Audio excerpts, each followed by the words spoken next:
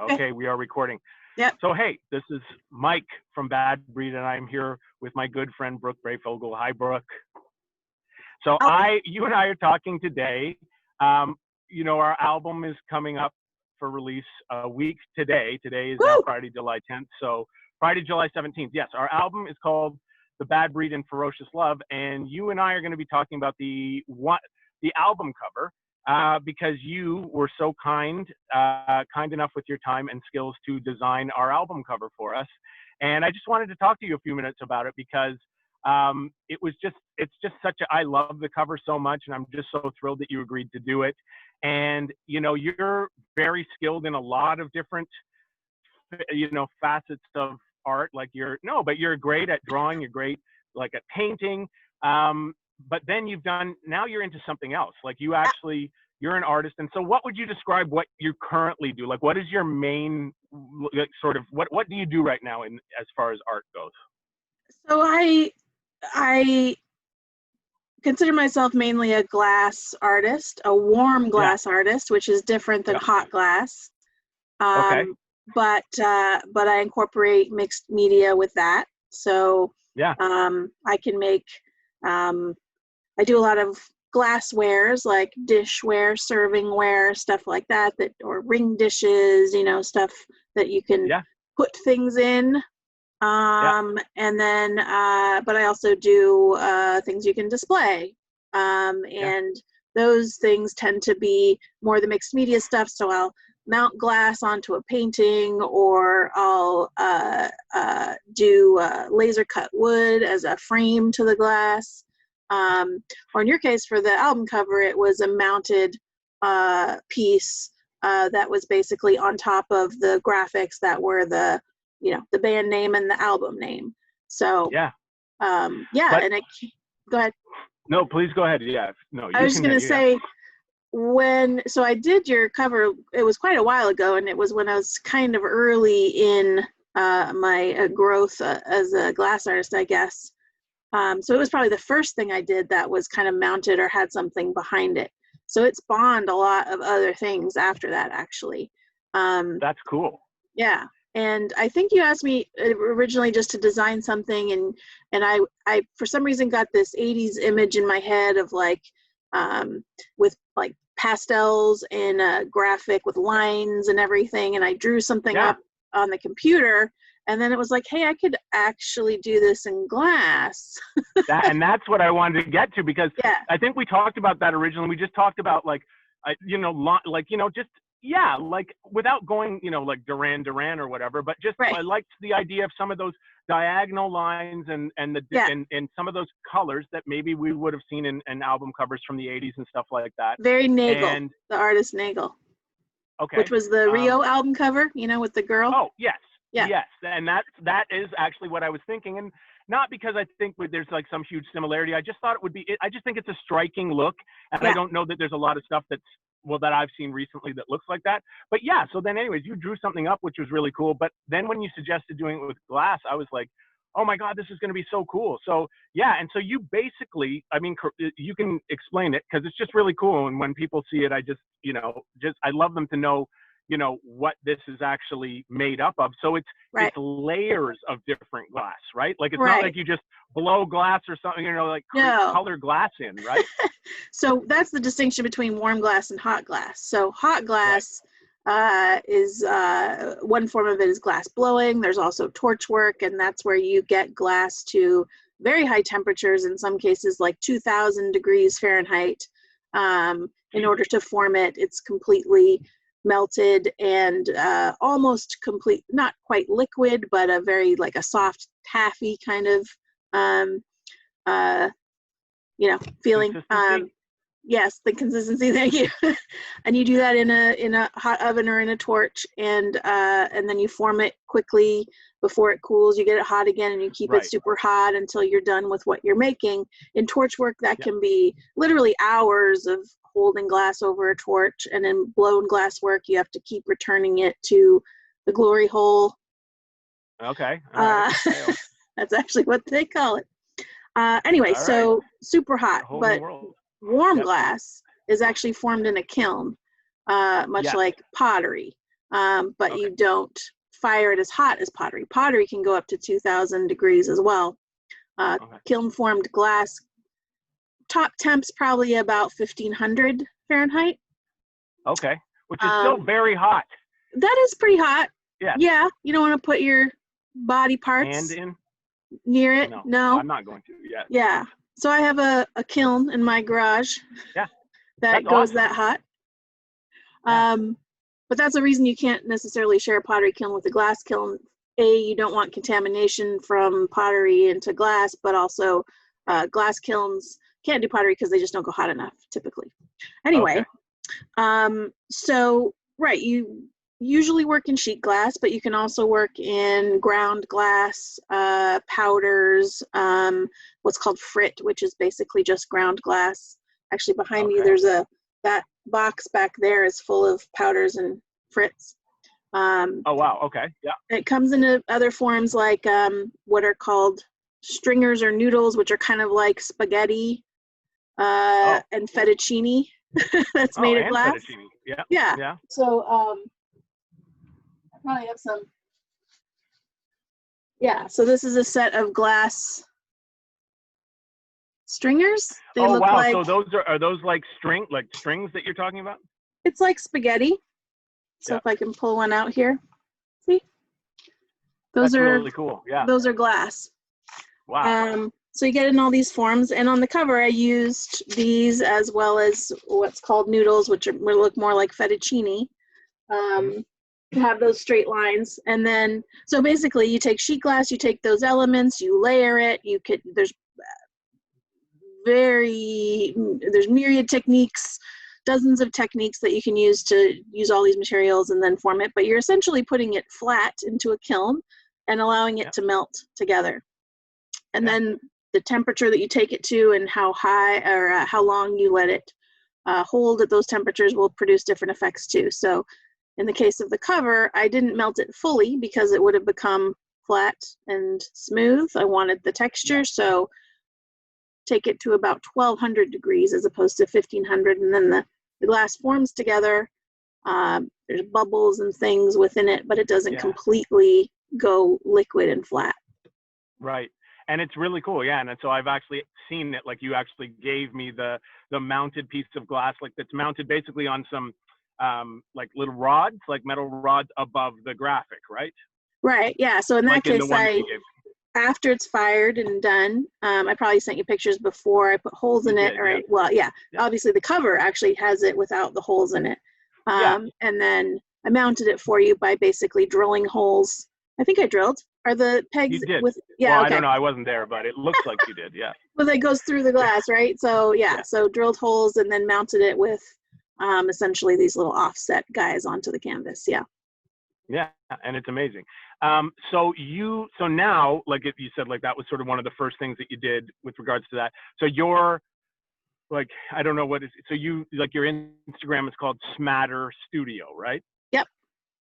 And so SMATTER, is it _ studio? Studio. Studio. Okay, cool.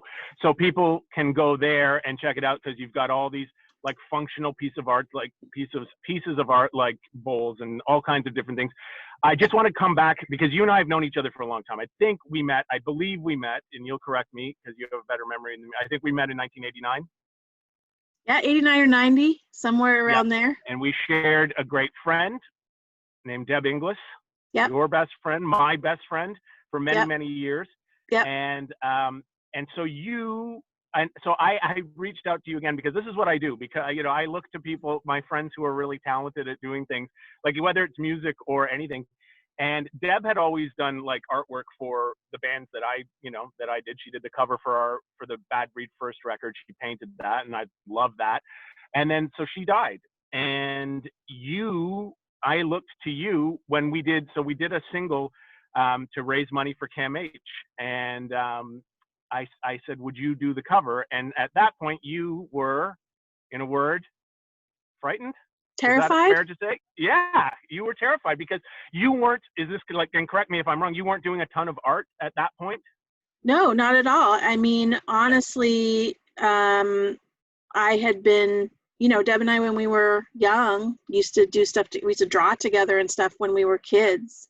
Duran Duran, just taking it back to that. There you go. We used to draw the members of Duran Duran. Like you would actually draw them, right? Like, because I know, like, even when I met Deb, she had sketchbooks full of, like, Mike Scott from the Waterboys, or Bruce Springsteen or whatever. She was into, like she. I have like vivid memories of sleepovers where she and I would draw band members together. So yeah, that's pretty cool. Yeah. So you had a background in drawing, and like, you liked, you were involved in that. You two guys did a very successful fanzine called Corpus that was around in the 90s, and so that involved, like, you guys both did like drawing for that. Plus you were interviewing bands. Plus you were doing humor and all kinds of amazing stuff. So yeah.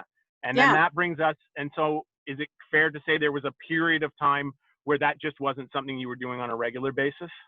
Yeah, I had always felt like I wasn't that great. I had grown up with people that I felt were like better artists than me, or had more talent or whatever, and so that was intimidating to me. Deb amongst them. And so I felt it would I shouldn't bother pursuing it or anything. I kind of enjoyed it, but I didn't enjoy it that much because I felt I wasn't as good as I wanted to be. So I would be frustrated with it if I couldn't achieve, of course, I never practice. It's not like I tried to get better. So that's on me. But yeah, I mean, when Deb died, the first thing you asked me for actually was that she had promised your daughter a reproduction of the painting in Goodfellas that Tommy's mom shows them when they are over for dinner. Dog facing this way, dog facing this way. This guy's like, what do you want from me? Because Sita, my daughter, and Deb's daughter, loves Goodfellas. Like that was just a movie that we all loved. And she loved that painting. I remember her saying, we saw it hanging in like a restaurant one day. And she was like, oh my God, they make those? And I was like, well, I don't know who they are, but somebody did. So So Deb was going to make that for Sita for Christmas. Yeah. Right. So instead, I forced you to do it. Yes, you did. Basically, right? Basically, yeah. And I even had to buy paint and canvas. Like I didn't have anything of that like that. So there you go. But yeah, that was interesting because I actually know that I am a good reproducer. Like I'm a good copier. That's something that's just easy. But I was copying a bad painting. So that was a challenge too. I don't think anybody thinks that's a great work of art, but it's a kitschy thing. It's cool. Yeah. Exactly. It was just hard to not correct things, like make the guy's face look better or whatever. Like I tried to stick truly to the painting from the movie. So when it was done and it was like, it looked like it, but not good because it was, I was kind of inspired, but then when you asked me to do the single cover, then it was like, well, wait a second, this is important. This is like, we were talking about a portrait of Deb. We were talking about honoring her, and I was terrified that I wouldn't do her justice and that it would. Well, I remember I got the sense from you, that it was overwhelming, and part of me was just like, oh, I don't want to stress you out, and the other part was like, but I know you're going to do something awesome.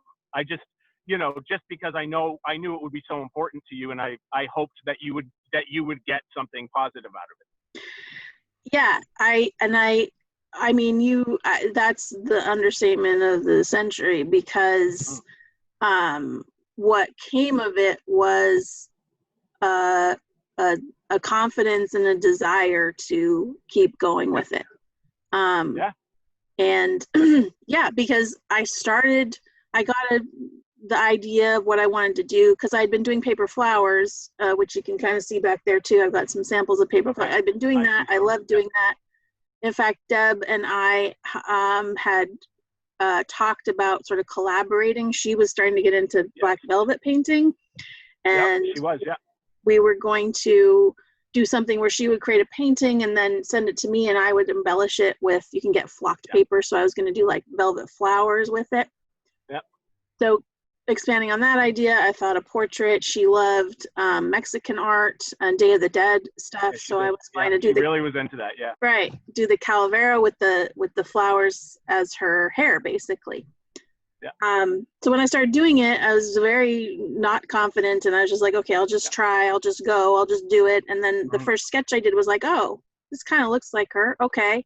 And I just kept going, and it still looked good. And I was happy with it. And it was, so the feeling I got from that, I mean, not only that it was helping me process grief and do something for her, because I mean, obviously you were doing something for a cause that mattered to her, that, had helped her in the past, and you know, all of that. It, like I said, gave me that confidence. It made me feel like, wow, I could do this. And also, I'm old now. Like I just give so many fewer fucks. You know what I'm saying? Than I have in the past about what you think of me or what I do. You know, so the stakes the stakes for that were high, but in general in life, stakes are lower in that sense. Like, well, fuck it, I'll just do it. You know. So actually, I have it right here. Yeah, let's show it. It's in plastic, so it's all shiny. It is in plastic. But you can see it. So those flowers are actually that whole thing was a 3-dimensional piece of art that you then photographed, right?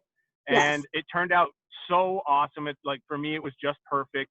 And it was just for me, it was just a great package, because it was, you know, I wrote a song, you painted and created a picture, and then we actually even, because Deb was cremated, so there were even some of her ashes in every copy of the single.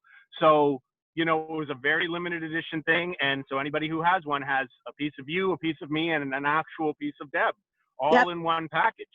So after that, so I guess where I wanted to go with this is that you then, I mean, you didn't just hang up the phone and go, painting's done, but you then, like, time to become an artist. But like that, you did take a sabbatical from work. Is that correct? And then you started.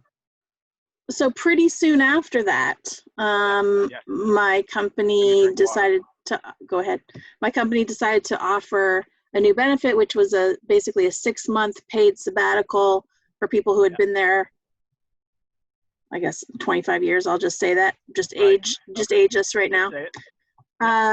So, and I had been there 25 years, so I was eligible. And as soon as I heard about it, I was like, well, first of all, understanding the parameters of it, that I was supposed to do something that would help improve my job or be beneficial to the company. I realized I just wanted to go and take art classes, just wanted to go to art school and just figure out what I wanted to do. So, so I was able to spin that. I mean, you can basically say art is helpful in life. Creating is helpful in life, right? Well, but I mean, in reality, though, is it correct? Would it be fair to say that it did help your confidence? Like, I mean, not that you weren't necessarily confident in work, but in general, if you had to go before the board of your work at the end and they say, what did you learn? And then you say, actually, I feel more, you know, is that, again, fair to say? Yeah, absolutely. I mean, again, it's, I put it in terms of giving fewer fucks, but it's really about taking risks and sort of being bold, I guess, and like not caring what people think, or understanding that the outcome is success, regardless of whether you actually achieve what you thought you wanted to achieve at the beginning, right? It's like, I'm going to go into this, and I'm going to, even if I didn't have expectations, I would come out of it a great artist, or I would be rich suddenly, or people would be banging on my door for art. It was just that I wanted to come out of it with having learned something and having experienced it, and also finding the medium that I really was passionate about, because I didn't know that. I didn't know. I had a lot of different media that I felt like I was too scared to try, or that I thought I didn't like, or that you would never have been around the tools for. Like, exactly. like, I mean, I'm assuming you did not have a kiln in your garage prior to taking no. Your house didn't come with one, right? So, And like, it's so, funny because I was just gonna say, Deb and I had taken a stained glass class back in somewhere in our time together, and I loved it, and I think she did too. I don't think we ever went back or did any more No. from that. But yeah, you guys made a couple of really cool things. Like we used to have like a really cool piece hanging in our window, and it's here but now. I don't think like, oh right, yeah, and I don't think Deb became passionate about that, but she was really she did, although she didn't produce a lot of work, you know, she did like what she did, you know, she got a lot of satisfaction out of, you know, when she did get in. And it's, you know, it's funny because for her as well, I think a lot of the times it was a kind of, she needed a little nudge to do, you know, if there wasn't a kind of project involved, you know, so again, like for the album cover for the first record, that was like a months-long process for her of like, you know, projecting images on, you know, she had a projector and, you know, kind of doing everybody's face different ways and stuff. And then that was something, you know, she suddenly had like an office that was her art room, and she was in there all the time. But again, like it was very much project based, you know? So, and I think she really got a lot out of it. But my impression was that if she wasn't doing a gift for somebody or something like that, it was a little more difficult to get motivated. Well, in that way, and in many ways, Deb and I are very alike. I always needed that motivation. And you gave, like, honestly, I credit you and her, you gave me that motivation to start it. And then you know, obviously going to the classes, I was off for 6 months, fully paid, but I stacked every day with classes. Like I did not want idle time. You did like a whole series, right? Of like, you documented what you were doing, right? Like in was it Making with the Art? I can't remember what it was called. Trying to Art. Trying to Art, There's a YouTube channel. Documented you had a YouTube channel. And I remember when you did that, I was like, wow, this is serious. Like this is a serious deal. Well, yeah. And one of the things was I was told when I started my sabbatical, I'd have to come back and sort of present to executives like what I got out of it. So that was kind of my way of doing it in a way that I didn't have to stand in front of them. I didn't realize that. Yeah, I thought I could just edit it together at the end and say, here's what I did. You know what I mean? Yeah, or just walk in with like 3 pieces and go like, for me. Exactly. Did you ever just show them the picture from Goodfellas? Like, did you ever consider just showing them that? That would be great. 6 months worth of work, guys. Here you go. Yeah. But yeah, so I knew I needed the motivation, and I'll tell you something, you know, I don't think I go 6 months without a day off from work. You know what I mean? Like I've never had 6 months without a vacation or a sick day, but during my sabbatical, I went to every single class. Well, so that means that was something that was, you know, however you want to phrase it, was within you the entire time. But we're all like, you know, again, like it's just interesting. I think you and I share like some similarities in the sense that I was doing no music in the few years leading up to Deb dying, and that was a huge motivator in terms of, like you said, processing, being able to deal with seeking out other people to, you know, for support, etc. And so, you know, you did that. I got back into what I was doing, which was really hard, right? Like, because you know, you spend enough time saying to yourself, well, I'm not really good enough, or there's so many people who are better. You know, it really becomes a pretty solid belief. So it's, you know, I guess in that respect, having a motivator, it was absolutely key for me. Yep. And I don't know if you feel this now, but after that 6 months of complete like saturation in that world and coming out of it with this medium that I absolutely love, and being lucky enough for me to be able to support it by having a day job and all of that. Class is expensive. But at this point now, like, I mean, and I noticed it early on, I now don't need that motivation. I get ideas in my head. They have to come out. I have to make them. I have to do it. I have this huge inventory I may never sell because I just have to make everything that comes into my head. I have the exact same experience. I mean, now this is July 10th, 2020. The record that you're talking about we started writing. I started because I can look back to my voice memos where I started humming melodies and stuff. April 2018 is when that started. My first sit down with somebody else was April 2018. Here we are. It's about to come out, and I've got a whole other record written. You know what I mean? Ready to go, and I can't. And I'm, and every day, same thing. Yeah, it's become. I know I need no motivation. Like just doing it is motivation. Yep. So doing it, and and that idea, and going back to that idea, like when you've mentioned a couple of times, like well, I'm old now or whatever. I'm just like, well, I'm just happy that I started at some point, like that. Yep. I started doing this and doing it consistently and seriously. Because I know that in other circumstances, I mean, who knows? Maybe you and I would have never tapped into this, and just one day, and that's a deathbed thing where you're like, well, God damn it, now I'm definitely too old, and you're dead. You know what I mean? So at least we didn't get there, right? It's true. We got a few good years in us. Oh yeah, I know it, and I'm hungry. It seems like you are too. Yes. It's weird though. It's a new feeling, and I love it. Yeah. And I've never had the experience in my life where I wake up at 6 o'clock in the morning naturally, and there's an idea in my head, and I have to like. Hold on, I've never had that experience either. Just the 6 o'clock part. But go ahead. Yeah. I'm not a early morning, but literally have days where I remember you to be. I'll just wake up and be like, what? And then I have to write it down. Like maybe I'll go back to sleep. Yeah. Right. But No, but that's pretty cool. Like that is a testament to the power of the power literally of change, and that change is possible. I guess that's what I keep thinking, is that I'd convinced myself for so long that this is it. Like I whatever you're telling yourself, I'm not going to feel better. I'm not going to do anything better. I'm not going to produce this thing that I know I would love to, but so it's pretty amazing that that you and I can sit here and talk and go like, well, it actually is. Yeah, absolutely. Right? Yes. So and obviously I wish there was a different catalyst, but me too. Of course. Yes. Yeah. But we got a real gift from Deb.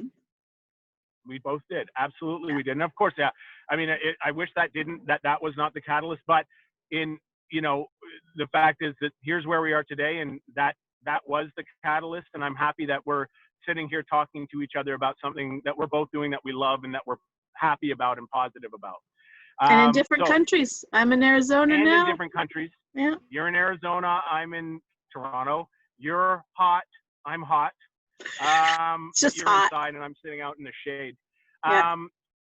So I'm just going to say thank you. Thank you, first of all, for being willing and overcoming, being willing to overcome, the stuff that was telling you that you didn't feel like you were capable of doing all this cool stuff for me. So selfishly, thank you. And also, so just tell anybody if they're interested in your artwork, they should go to smatter.studio on Instagram. Is that correct? Or is there more? Smatter.studio on Instagram. That's smatter like a smattering.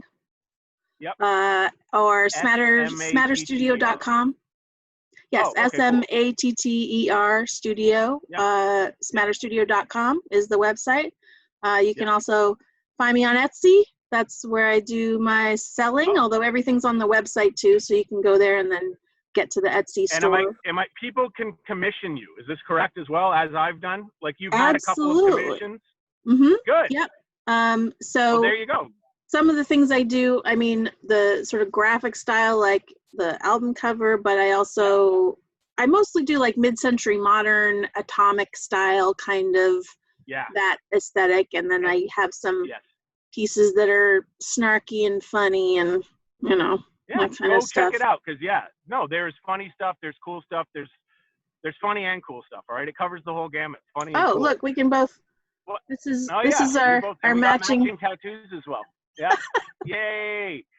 Brooke, it was really cool to talk to you. Thank you for taking your time out of my time. Thank you for talking to me today about this. Well, thank you for. It was awesome to talk to you. Helping make my life what it is now. It's fucking great. Well, I'm glad. I'm glad that if I played a small role in it, I'm glad. And it was great to see you in person on the phone. Goodbye. Right. Bye.